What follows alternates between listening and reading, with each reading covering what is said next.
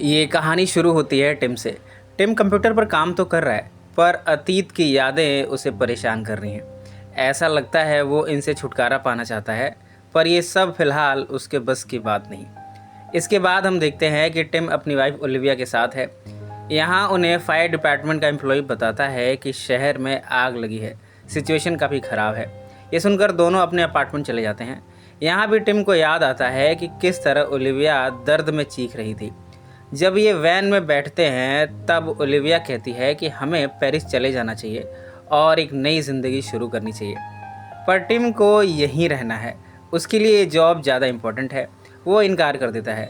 इन सब से ओलिविया दुखी है। अब उसने ठान लिया है कि वो टिम को छोड़ देगी, पेरिस हमेशा के लिए चली जाएगी। वो टिम से कहती भी है, पर टिम उदास है। वो ओलिविया को रोक नहीं पा रहा है, पर इन्हें नहीं पता कि इनके साथ अब आगे क्या होने वाला है। जैसे ही ओलिविया दरवाज़ा खोलती है, बाहर एक अजीब सी दीवार खड़ी है। टिम दीवार पर वार करता है, पर दीवार काफ़ी मजबूत है। ऐसा लगता है ये किसी मेटल की बनी है। ये देखते हैं कि ये चारों तरफ से दीवारों से घिरे हैं। खिड़कियों के उस पार भी दीवार है। बाहर निकलने का कोई रास्ता नहीं है इनके पास। मोबाइल नेटवर्क काम नहीं कर रहा है। ये दूसरे वाले अपार्टमेंट की साइट को ड्रिल करते हैं। इस अपार्टमेंट में भी एक कपल फंसा हुआ है। वो कहते हैं कि उन्हें भी नहीं मालूम कि ये सब क्या हो रहा है, पर ये कपल भी आपस में झगड़ रहा है। ये कुछ यूटेंसिल को दीवार पर फेंकते हैं, पर वो दीवार से चिपक जाती है। फिर गोली की रफ्तार से टिम और ओलिविया पर वार करती है। इन सब में टिम घायल हो जाता है। अब यहाँ से निकलने का एक ही रास्ता बचा है, पड़ोस का अपार्टमेंट। ये उस अपार्टमेंट में ड्रिल करके घुसते हैं। यहाँ एना बड़ी अजीब हालत में है। ऐसा लगता है मार्विन ने उसे बहुत मारा है। टिम मार्विन पर अटैक करता है। मार्विन एग्रेसिवली टिम पर हमला करता है। एना इनकी गलतफहमी को दूर करती है। वो बताती है कि मार्विन उसे बहुत प्यार करता है, वो कभी भी उस पर हाथ नहीं उठा सकता, पर वो कभी कभी एग्रेसिव हो जाता है और ज़्यादा वायलेंट बिहेव करने लगता है। यहाँ ओलिविया बताती है कि बेसमेंट में एक टनल है, हम सब उससे निकल सकते हैं। ये नीचे वाले फ्लोर पर सीलिंग तोड़ कर जाते हैं। यहाँ एक ओल्ड मैन रहता है जो कि अपनी पोती के साथ है। अब ये 6 लोगों की टीम हो चुकी है। ये नीचे वाले फ्लोर पर पहुँचते हैं। यहाँ फ्रीडमैन मिला है जो कि इस पूरी बिल्डिंग का ओनर है, पर किसी ने उसे मार दिया है। उसने एक सीक्रेट रूम बना रखा है। यहाँ हमें पता चलता है कि फ्रीडमैन ने पूरी बिल्डिंग में स्मोक अलार्म की जगह कैमरा फिट कर रखा है और इन कैमरों के जरिए वो सब पर नज़र रखता था। जब ये इसके नीचे वाले फ्लोर पर पहुंचते हैं तब यहाँ यूरी है जो कि इन सब से बेफिक्र है। वो कहता है कि ये वॉल हमारे प्रोटेक्शन के लिए बनाई गई है। कोई उसकी बात का यकीन नहीं करता। यूरी कहता है कि बाहर बहुत कंटेमिनेशन है और अगर ये दीवार टूटी तो हम सब मारे जाएंगे। एंटन जो कि प्रोग्रामर है वो बेड पर बेहोश लेटा है। सब उसके बारे में जानना चाहते हैं, पर यूरी इन सवालों को घुमा देता है। उसकी बातों से शक पैदा होता है। उसने सबको वार्न किया कि अगर किसी ने यह वॉल तोड़ने की कोशिश की तो यूरी उसे छोड़ेगा नहीं। इस फ्लोर के नीचे बेसमेंट है और वहाँ से टनल का रास्ता मिल सकता है। ये सभी बेसमेंट में जाते हैं, पर ये हैरान है ये देखकर कि बेसमेंट में भी वही दीवार है, यानी कि ज़मीन के 6 फीट नीचे भी ये दीवार एग्जिस्ट कर रही है। यूरी ग्राउंड फ्लोर से ये सब देख रहा है। ये सारे काफ़ी अचंभित है और एक दूसरे पर गुस्सा होते हैं। मार्विन तो गुस्से में दीवार पर गोलियां चला देता है। ये गोलियां वापस इन्हीं को मारने जाती हैं, पर सब नीचे बैठ जाते हैं। ओल्डमैन ओसवाल्ड इतने एक्टिव नहीं थे।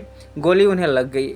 लिया अपने नाना को मरते हुए देखती है और बिलक बिलक कर रोने लगती है। बाद में सब गमगीन हैं। सभी अपना अपना गम साझा करते हैं। टिम कहता है कि जब से ओलिविया का मिसकैरेज हुआ है वो तब से चैन की नींद सो नहीं पाया। ओलिविया उस पर गुस्सा उतारती है। वो कहती है कि इन्होंने कभी खुल के इस बारे में बात नहीं की। आज तक वो गम इन्हें दर्द दे रहा है। एंटन जो कि प्रोग्रामर है अभी तक होश में आया नहीं है, पर उसके सिस्टम से ढेर सारी इन्फॉर्मेशन मिली है। इधर लिया दीवार के पैटर्न को समझने की कोशिश करती है। वो पाती है कि एंटन मर चुका है और उसे यूरी नहीं मारा है। यूरी को पसंद नहीं आया कि एंटन अपनी प्रोग्रामिंग के जरिए इस वॉल को ब्रेक करे। मार्विन जब यहाँ पहुँचा है तब पता चला है कि यूरी ने लिया को भी मार दिया है। दोनों में लड़ाई होती है। बाकी सभी इन्हें बचाने आते हैं। काफ़ी जद्दोजहद के बाद इन्होंने यूरी को कुर्सी से बांध कर छोड़ दिया है। एंटन के नोट्स और सिस्टम की मदद से ये वॉल को ब्रेक करने की कोशिश करते हैं। वॉल धीरे धीरे लिक्विड फॉर्म में कन्वर्ट होने लगती है पर ख़त्म नहीं होती। एना इसमें अपना हाथ डालती है, वॉल उसे अपनी तरफ खींचती है। सब उसे बचाने की कोशिश करते हैं पर अब उसका बचना संभव नहीं। अपनी गर्लफ्रेंड को मरा देखकर मार्विन गुस्से से पागल हो जाता है। वो गुस्से में यूरी पर गोलियां चला देता है। इसके बाद उसने खुद को भी गोली मार ली। इस तरह इस कहानी में अब सिर्फ 2 ही किरदार बचे हैं, टिम और ओलिविया। ये एंटन के वीडियोस को देखते हैं, ये पाते हैं कि एंटन ने वॉल को तोड़ने का कोड ढूंढ लिया था, पर इससे पहले कि वो वॉल को तोड़ पाता यूरी ने उसे मार दिया था। टिम और ओलिविया उस कोड का पता लगाते हैं। जिन जिन नंबर्स पर एंटन ने प्रेस किया था, टिम ने फिंगरप्रिंट के जरिए इसका पता लगा लिया, पर ये 4 नंबर किस सीक्वेंस में प्रेस करने हैं ये इन्हें नहीं मालूम।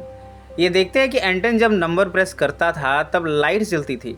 कौन सा नंबर प्रेस करने पर कितनी लाइट जलती है, इस तरह ये पता लगा पाते हैं कि सही कॉम्बिनेशन क्या है, और इस तरह इन्होंने वॉल तोड़ने का कोड ढूंढ निकाला है। पर अब तक यूरी, जो कि मरा नहीं है, होश में आ चुका है। वो इन पर हमला करता है।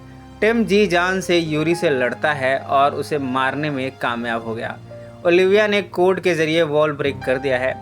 ये बाहर आते हैं। ये देखते हैं कि पूरा शहर इसी तरह की काली दीवारों से ढका हुआ है। फिर एक रेडियो प्रसारण सुनाई देता है। ये पूरी घटना दरअसल एक नैनो टेक डिफेंस सिस्टम की गड़बड़ी थी, जिसे एक आग ने गलती से सक्रिय कर दिया था। मतलब ये किसी बाहरी हमले की वजह से नहीं, बल्कि इंसानों की तकनीक की गलती थी। टिम और ओलिविया एक वैन में बैठकर आगे बढ़ जाते हैं। अंत निश्चित है, लेकिन दोनों साथ हैं और यही उनकी असली जीत है। तो दोस्तों, फिर मिलेंगे ज़िंदगी के किसी नए मोड़ पर।